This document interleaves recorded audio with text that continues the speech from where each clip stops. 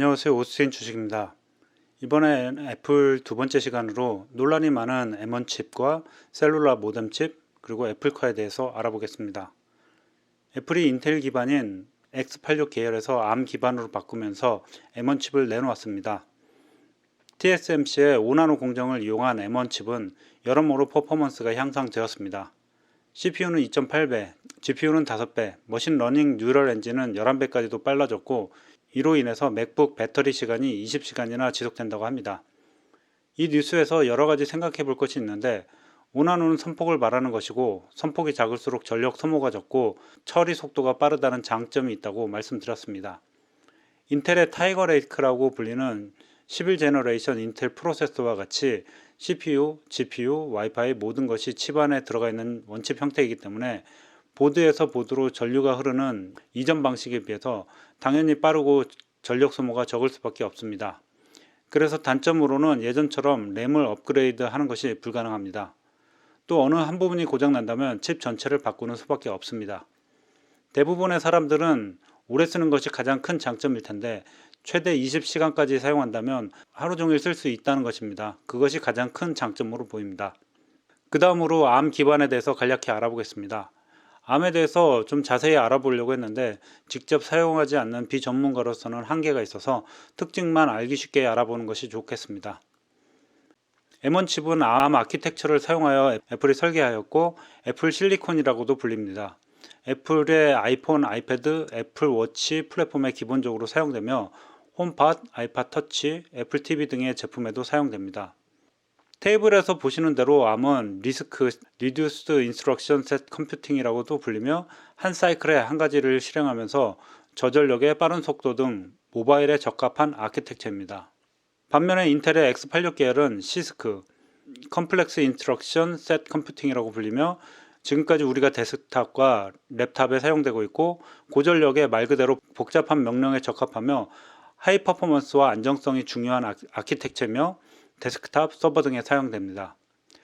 전력을 알아보면 데스크탑 또는 서버 CPU는 최대 65W에서 거의 300W까지 갈 수 있는데 ARM 프로세서는 5 또는 7W 이상이며 서버의 경우에는 150W 정도로 상대적으로 적은 전력 소모를 보입니다. 따라서 최근 모바일이 대세이기 때문에 전력 소모가 적은 ARM 프로세서가 점점 더 중요해지고 있습니다. 기존에 우리가 사용했던 프로그램은 모두 X86 기반이기 때문에 이 프로그램들을 사용하려면 두 가지 방법이 있습니다. 첫 번째로는 프로그램 제조사가 ARM 기반의 프로그램을 다시 모두 만들어야 합니다. 두 번째는 로제타2라는 인텔과 애플 프로세서 간 전환을 구현하기 위해 설계된 에뮬레이터를 사용해서 프로그램을 돌리는 것입니다.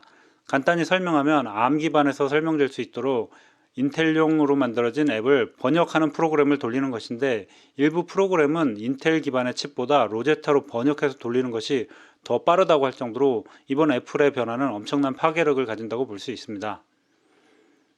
앞으로 프로그램을 만드는 회사들도 이 상황을 감안하지 않을 수 없을 것이고 수년 내에 대부분의 프로그램들이 ARM 기반으로 전환을 하거나 적어도 ARM 기반의 프로그램도 같이 만드는 상황이 올 것입니다. 애플의 이러한 행보에 가장 흥미롭거나 두려운 점은 기존 PC칩 회사라면 M1이 시작점에 불과하다는 것입니다. 애플이 노트북과 데스크탑의 칩을 대체하도록 설계된 애플의 1세대 프로세서입니다. 회사가 하이엔드 노트북과 데스크탑에서 성공을 재현할 수 있거나 M시리즈 라인업이 몇 년 더 성숙된 후에 애플의 노트북이 무엇을 할 수 있을지, 더구나 애플의 서버에 들어가는 칩을 아마존처럼 만들기 시작한다면 칩 시장에도 적지 않은 변화가 생길 것입니다. 다음으로 애플이 자체 셀룰러 칩을 만든다는 뉴스입니다. 자체 셀룰러 라디오를 사용한다면 애플은 적어도 퀄컴에 덜 의존할 수 있습니다. 적어도 인텔에 비해 새로운 ARM 칩과 마찬가지로 더 나은 성능의 라디오를 구축하고 더 나은 배터리 수명을 제공할 수 있습니다. 이것을 이해하기 위해서 퀄컴과 애플의 소송을 먼저 보겠습니다. 2017년에 애플과 퀄컴은 특허 라이선스 관행을 두고 싸웠습니다. 애플은 퀄컴이 필수 특허에 대해 비합리적으로 높은 수수료를 보고하고 있으며 엄청난 가격을 요구하기 위해 스마트폰 모뎀의 지배적 공급 업체로서 지위를 이용하고 있다고 주장했습니다. 합의의 일환으로 애플은 최대 6빌리언을 퀄컴에 지불한 것으로 알려져 있습니다. 두 회사는 6년의 글로벌 특허 라이선스 계약에 사인을 했는데요. 퀄컴이 수년 동안 애플의 부품을 공급하는 데는 동의를 했지만 애플은 절치부심인지 자체 통신칩을 개발 중입니다. 애플은 아이폰 한 대당 특허 로열티로 8에서 9달러를 지불하는 것으로 알려져서 애플로서는 어마어마한 금액이 퀄컴에게 새어나가고 있습니다.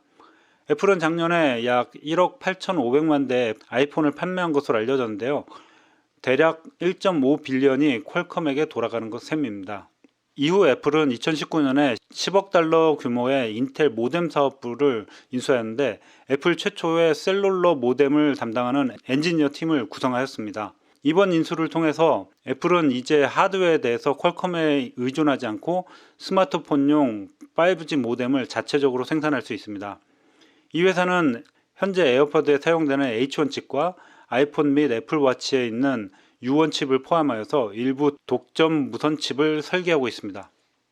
자체 셀룰러 모뎀을 통해서 애플은 셀룰러를 사용하는 아이폰, 애플워치, 아이패드 모델에서 전화통화 및 인터넷 연결 기능을 훨씬 더 많이 제어할 수 있다고 합니다. 애플은 2019년 4월 퀄컴과 합의를 하고 바로 7월에 인텔의 모뎀 사업부를 인수한 것입니다. 이것만 보아도 애플의 의지를 엿볼 수가 있습니다. 블룸버그가 집계한 데이터에 따르면 퀄컴은 애플에서 매출의 약 11%를 얻고 있는데 계약이 만료되는 2025년에는 퀄컴과 애플의 희비가 엇갈릴 것으로 보입니다. 작년 한 해만 1.5 빌리언을 퀄컴에게 로열티를 주고 6 빌리언 정도의 합의금을 내고 게다가 10 빌리언의 인텔 모뎀 사업부를 인수한 것이 단순히 현재만이 아닌 미래의 수익을 고려한 결정으로 보입니다. 자, 마지막으로 애플카 부분을 보겠습니다. 2014년부터 애플은 프로젝트 타이탄이라는 작업을 시작했습니다. 참고로 그 이전에 불리던 프로젝트를 보면 프로젝트 퍼플은 아이폰이었고 기즈모는 애플워치였습니다. 1000명 이상의 직원이 전기 자동차를 개발하는 작업을 하고 있었는데 그동안 내부 갈등, 리더십 문제, 기타 문제가 자동차 프로젝트에 영향을 미쳤고 2016년의 소문은 심지어 애플이 자동차 계획을 보류했다고 했지만 애플은 결국 개발을 계속한 것으로 보입니다. 2020년 12월 현재 애플은 여전히 애플카를 개발 중이며 현재 3에서 6년 안에 차량을 출시할 계획이라고 합니다. 뉴스에 따라서는 바로 올해부터 출시한다고도 하는데 애플은 제조 파트너와 협력하여서 차량을 생산할 것으로 예상되며 차세대 배터리 기술을 개발까지 한다고 합니다. 이 뉴스는 폭스콘이 2024년까지 전고체 배터리를 개발하고 전세계 10% 전기차 시장에 EV 플랫폼을 가져간다는 목표로 해서 애플과의 관계를 보면 하드웨어는 역시 폭스콘에서 만들지 않을까 하는 추측도 있습니다. 애플이 너무나도 이 프로젝트에 대해서 말을 아끼고 있기 때문에 시장에서는 갖가지 루머가 넘쳐나고 있습니다.